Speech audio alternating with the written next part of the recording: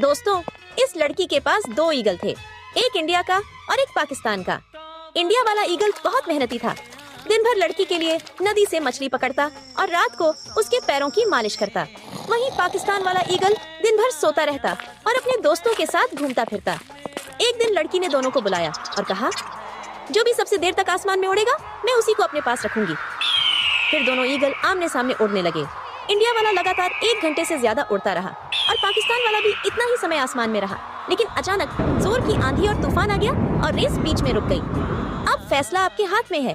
अगर आप चाहते हो कि पाकिस्तान का ईगल लड़की के पास रहे तो कमेंट करो, और अगर आप चाहते हो कि इंडिया वाला ईगल उसके पास रहे तो लाइक और सब्सक्राइब करो। देखते हैं कौन जीतता है, इंडिया या पाकिस्तान।